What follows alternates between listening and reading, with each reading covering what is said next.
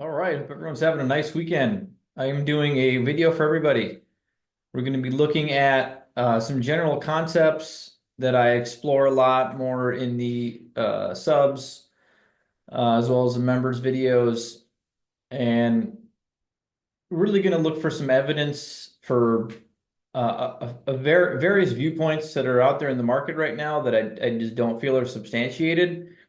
In fact, I think it's the opposite. I think we're setting up for the market moving much higher than most people are expecting and much sooner than most people are expecting.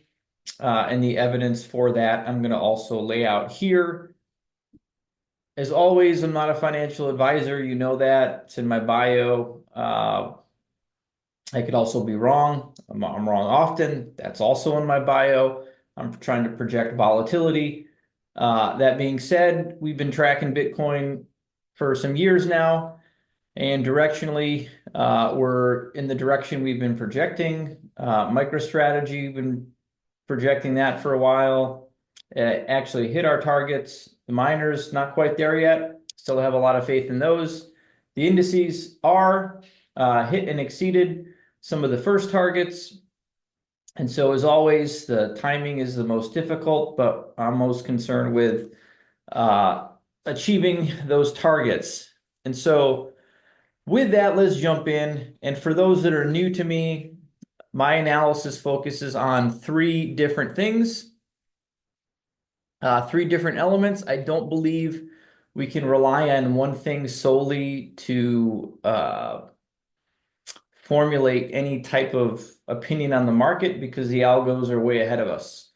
For example, using Elliott Wave alone is not good enough. All the algos know all these Elliott waves and what we're looking for, and 5 waves for an impulse, and pull back off of a 5 wave as being something that's looking to be bought in an impulsive trend. They already know all that, and so often we get fooled with three-legged impulses that most wouldn't consider impulsive movements. We've seen that happen twice on high time frame with Bitcoin. Not getting into that now, but the point being is why I think it's important to use three different elements.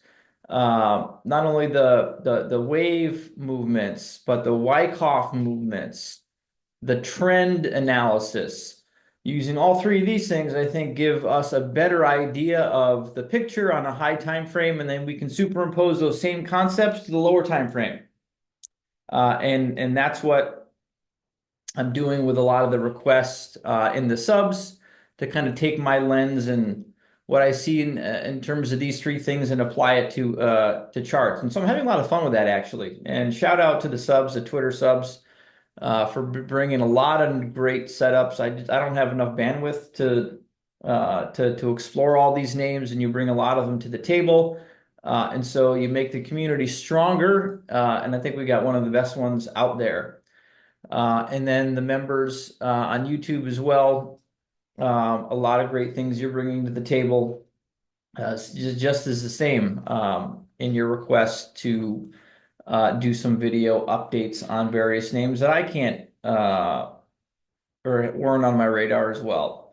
So with that, let's jump in. So I'm not going to jump into the Bitcoin chart first because I want to take the other side of the coin. I want to say, what are some things that we would look for in distributive patterns? Show me some examples. So show me the proof, and then let's jump back to Bitcoin. Let's jump back to some of the other things we're seeing in the indices. So let me take the first example. Super microcomputer. This is a weekly chart. Okay, this is a weekly chart. And to me, this is something that has entered a distribution. Why? Where's the evidence for that for me?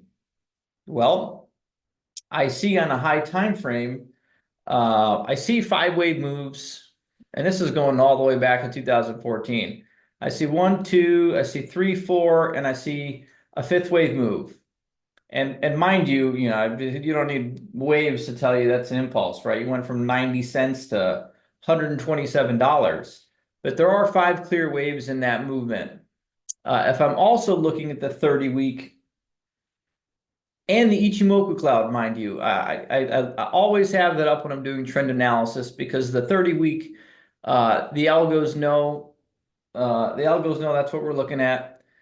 And so if we look at, coming out of this reaccumulation, and that's essentially, what it was from 2008 to 18, a 10-year kind of reaccumulation, starting to enter this uptrend, the 30-week starting to slope up, okay? And it just continues to move up, and price continues to jab into it, making higher highs and higher lows. What didn't it breach? It didn't breach the cloud, not once. You didn't get one weekly close below the cloud from this spring event, okay, back in July 2018. You didn't get one breach of the cloud all the way up till August this summer, 2024. So we got multiple breaches of the 30, no breaches of the cloud until this summer. That's your first red flag. That's your first, because alone the 30-week hasn't proved to be enough of a signal. 1, 2, 3, 4, 5, 6, 7, 8, 9 failures, but then we're reclaimed. But the cloud has been. And so when I see a couple things go on, I see 5 waves, okay? I see 5 completed waves. Now I'm zooming in. I see volume coming in, right, towards the end, and that came in after this 3, 4 and blow off 5. So we've got some of the hallmarks of what you'd expect in a buying climax of an expansive phase. But then we have this set of circumstances which are major red flags, which is why, I never really posted on SMCI. A lot of people were bullish on it down here, coming up to here. I was not a participant, just kind of saw this as a blow-off move and just watching it from the sidelines. And here's what we observe, and here's why this is, I'm very cautious with this name, or would look for shorts in this name. So we got a breach of the 30, but again, that's not enough, right? I just proved it's not enough. Then we got a breach of this cloud, and we've got an A, B, and I've got 1, 2, we got 3, 4, and we've got 5 wave moves down for potentially a C. And so now we've got this 30-week sloping down. That hasn't happened since I just showed you all the way back to, what was it, 2014? So 10 years. We've got a breach of the cloud. That hasn't happened once since this uptrend was initiated. And so the bias here is distribution. When the evidence is presented and the case is made in at least 2 out of the 3 things that I look at: Wyckoff, Elliott Wave, and trend analysis. When I've got 2 of the 3, then I've got a pretty good position, not actual position, but opinion on a market. And that's kind of how I approach the requests that are thrown at me as well. Sometimes I'll say I don't have a good read. Sometimes I'll say it's 50-50 for me. Could go this way, bearish alt. And that's how I do it. If I see 2 out of the 3, I'll typically just present a bullish thought, maybe an alt count. If I see, 1 out of 3, maybe I'll put out a couple different scenarios. But for this one, what do we have? If we look at Wyckoff now, interlaid in this, we've got a buying climax, and we've got what I'm considering the start of a distribution pattern. And a distribution pattern, look at this upthrust over here later on. I mean, price can come all the way back up. If it's a flat, it can exceed all-time highs, and that's your upthrust after distribution, and you might get a test, and then it might continue down, or it may not, right? From Elliott Wave, if we're looking at Elliott Wave and we're thinking about distributions, many different types of distributions, and sometimes you'll have highs exceeded, and that's in the form of these expanded flats. Sometimes if it's just a zigzag, you'll see an upthrust that won't exceed, right? And the upthrust is typically going to be that B wave or that X. Either way, it could come up all the way to here, or it could fall short. Who knows? That's beyond my pay grade how you figure that one out. What I'm here just trying to do is say, what's the primary trend And what stage is this asset in? And right now, this is in a stage downtrend. So it's not a stage two uptrend. Potentially forming the distribution could potentially be done, and by all means, this could be a stage downtrend, and we just kind of come back here and do right the WXY ABC, however that comes out, if it's a double three or not. That's kind of how I'm tracking it right now, and so that's how I approach thinking about something from an asset from those three standpoints. Now let's look at Intel. Intel is more of a, so with SMCI, let's say we are in a stage two downtrend and this keeps going down. And again, I could be wrong too. And this could just be a reaccumulation base and this thing comes back up here. There's a case to be made there. I don't think that's the most probable, but it's also a case, and we got to take that into account. What I'm saying here is not a fact. These are my interpretations. This could have been the redistribution, and this is the downtrend. So really quick, and you see those typically when you have blow-off moves, okay? That's a blow-off move. On the other side of the coin, you don't always get blow-offs. You get buying climaxes and distribution phases that get drawn out and draw people into thinking it's a reaccumulation. And so let's look at an asset that kind of exhibits those properties, and that's Intel for me. Intel, this is a weekly chart up, and I've got volume up here as well. Let's observe the price action. If we're observing kind of this uptrend coming into the preliminary supply, buying climax, and then we just have this, this chop here at the range high, which I'm claiming is a distributive pattern. Why? We've got a lot, this 30 is kind of flattening out, but there is no trigger. Volume isn't really telling us much here. Volume didn't climb here either. You'll notice that, okay? So this one's a bit more tricky to figure out in the moment. And I most certainly did not in the moment. I wasn't tracking this. I just kind of posted this for one of the subs a couple days ago, but it's just a prime example of what another distribution schematic could look like. And so let's come over here a little bit and observe some of the key. Well, let's put the image up. Okay, so a redistribution.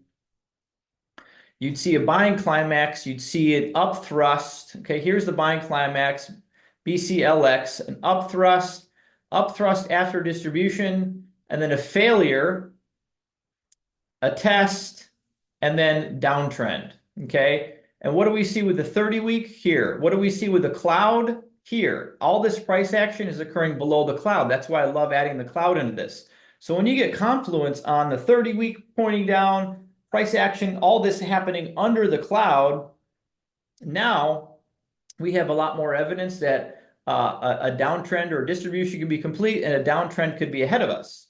And so let me get rid of the schematic here, and there's a lot of great information in this chart in terms of what to expect next. So again, distributive waves so often are Bs, right? So buying climax, and then A, B, and then we're coming back down here, A, B, C, something like that, right? So your larger degree A, B, and then looking for a major leg C with an A, B, C in it. This B wave has a lot of overlapping. This A wave has got impulsive movements, 1, 2, 3, 4, 5. Let me get rid of these drawings, but show you the key things that you'd look for in a breakdown of a distribution range, and that's a sign of weakness. That occurred here, okay, where price fell out of this preliminary supply area, okay, back from 2017, undercut test and rejected. But the market then did something kind of surprising, if I'm being honest. You got a sign of weakness, back test, and then you got back into the range. And so I'm sure a lot of people were thinking this is game on, this is a reaccumulation. Turned out to be a B wave, and back under here, rejection of the 30, rejection of the cloud. This would have been a great short trigger right there. And then the next great short trigger would have been where that happened again, where you came up to came back up to the 30-week, check back to it, and now it's just kind of hanging out here. It looks like a little head and shoulders. Could get some consolidation. Could even come back here, but I'd be looking for, breakdown and a missing 5 of C. But this is the anatomy, in my opinion, of what looks, distributive. Okay. Now let's just superimpose that on two things that I think capture the gauge of appetite in risk markets globally. The first is ARK-K, okay? The ARK Innovation Fund, Cathie Wood's fund. These names are very sensitive to tightening cycles. These names are very sensitive to a period of fiscal constriction and tight monetary policy and less risk appetite in the market. So the opposite of that would be they flourish and they can seek out and sniff out periods of risk appetite growing, looser monetary policy. Where's some evidence of that? Well, the last macro reaccumulation, and that was back in 2018, okay, to 2020. We saw a major move out of this reaccumulation in the form of a stage 2 uptrend, 30-week going up, blow-off type move. I actually exited most of my NASDAQ positions in this zone in Q1 2021 for this reason. A, B, and then 1, 2, 3, 4, 5-wave move down. In this redistribution, much like SMCI, what did we see here? Since it was a blow-off move, it was not a complex redistribution. Okay, so this is a blow-off move, and you just have, this is what the distribution looked like. Check back to this level, that range, and could not get above it, and boom, that was a trigger. That was a trigger, 30 weeks going down, cloud turns red, and impulsive movement down. That's the opposite of what's unfolding right now, folks. That's the opposite of what's unfolding right now. Mind you, again, and I hear so often, again, you need volume for Wyckoff. Or where was the volume for Wyckoff here? As this thing blew off, right? The volume for ARK has been coming in this entire accumulation range from 2022 to 2023. Look at that volume. And so volume can be a little bit deceiving, as I shared on the Intel and the Super SMCI chart, but price is not deceiving, in my opinion. And this is telling me this is pre-parabola for all for all intensive purposes. This is what Bitcoin looked like at 25,000, 26,000. We've got we basically have what I'm claiming is a sign of strength area, selling climax, secondary test phase B. You get a test, LPS, sign of strength, and expansion is next in this name, in my opinion. And so nothing here would indicate that the market is worried or getting looser, in fact, or tighter. In fact, it's the opposite. This to me is signaling that there are the asymmetry here is to the upside. And so now let's kind of bring that all back together and look at the Bitcoin chart through the same lens, and play devil's advocate at the same time. So let's start with each of these individually. Let's take this out of it. Let's take this out of it. And let's just look at stage analysis. Okay, our third, and this is a concept from Stan Weinstein's book, How to Profit in Bull and Bear Markets. Great read. But essentially saying, this 30-week simple moving average on the weekly chart is telling you the trend in the market, and most of the profits are made in stage 2 uptrends, shown up here. Distributive portions of the market is when this 30-week starts to kind of flatten out and hump over, like we saw here. And so stage 2, stage 3, stage 4 downtrend, stage 1 accumulation, stage 2 uptrend, stage 2 uptrend, stage 2 uptrend. We're still in a stage 2 uptrend when looking simply at trend analysis. Okay, there's nothing here from a trend perspective that would indicate that there is a top or a top coming. I would have to see, I'd have to see something like this, right? Something like that to happen, and price just to do one of these things to start entertaining that, and we don't have it. We don't have it right now. Sure, price could come back, check back to this 30. Absolutely. Absolutely. That could happen. And that's at 79, 80, something like that. Do I see that happening? No, but I have a plan for it if it does happen with some of the swing setups I'm covering and some of the charts I posted recently. I mean, that XRP chart that I posted on my